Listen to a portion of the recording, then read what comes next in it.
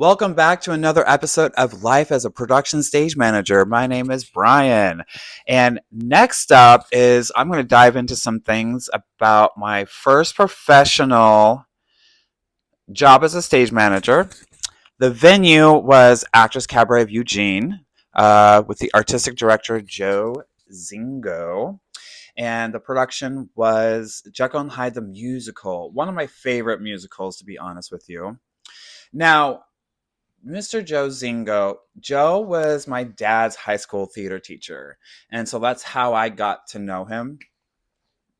And my senior year in high school, I I almost had an internship there, but then I decided to go a different route for the program that I was in.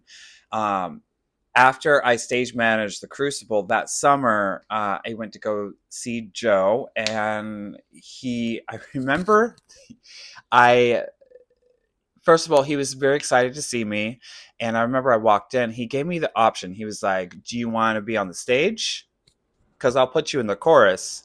Or do you want to be in the booth?" And I was like, I'll take the booth. And he's like, "Great, I'm going to have you be the stage manager." So I ran the lights.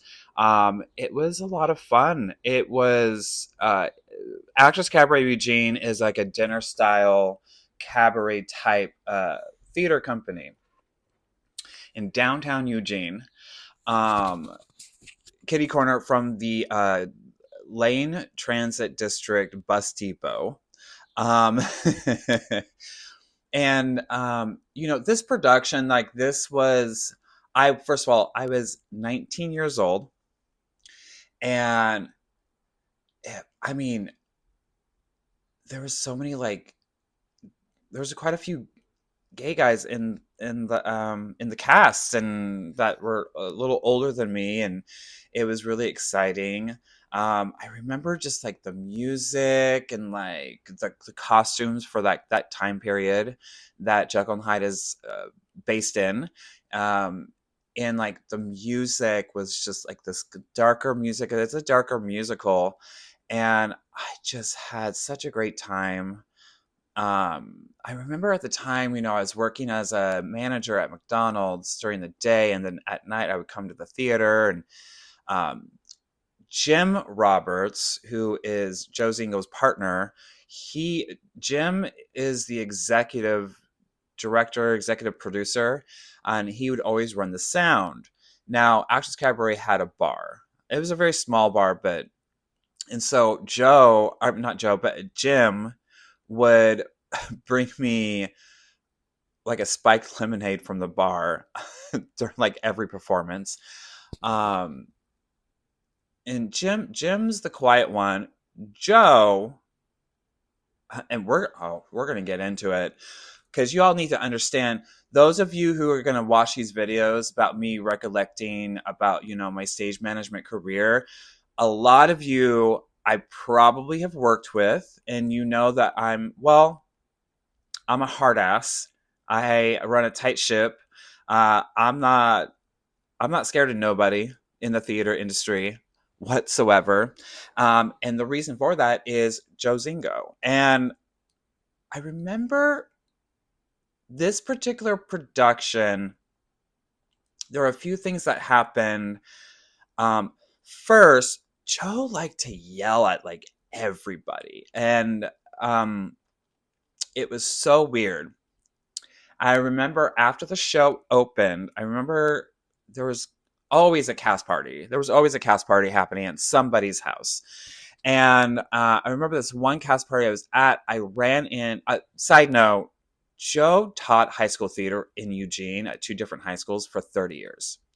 Not at the same time, just uh, like my dad was at Sheldon, where Joe taught for 10 years, and then he went over to South Eugene High School, where he taught for 20 years. He is a legend, okay? This is a legendary theater director in good old Eugene, Oregon. I worship the ground that he walks on.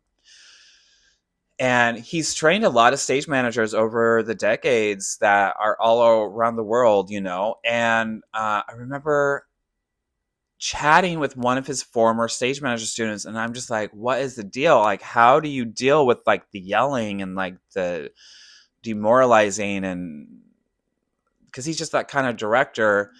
And I remember one of them, she had said to me, she's like, you need to yell back at him, especially if he's yelling at you. You need to yell back at him. And I tell you, the following weekend of performances, he was doing that to me. I yelled back at him, and that shut him up. And he went back into the kitchen because during the performance run, he would work as the main chef in the kitchen for the dinner service. Um, he's a fantastic cook. So yeah, that happened. What else happened during I remember my best friend Tasha, I got her working backstage for this show. That was very exciting. Trying to think like what else occurred. Because there's a lot more that happened when we did hair the following summer, which I'll get into in a different video. But um, yeah, that was the start of my theater career, and I have a lot of very fond memories of just like with um Robin and Amanda and Lauren and Jessica and gosh, so many people. Dawn.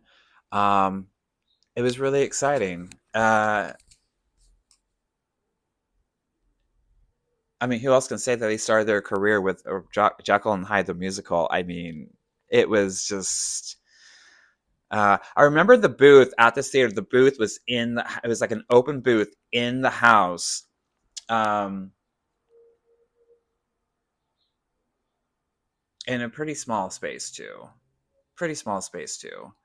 Um, Now the basement, I remember. Oh god, the basement at this theater company is like where like all the set pieces and props, and it's this enormous effing basement.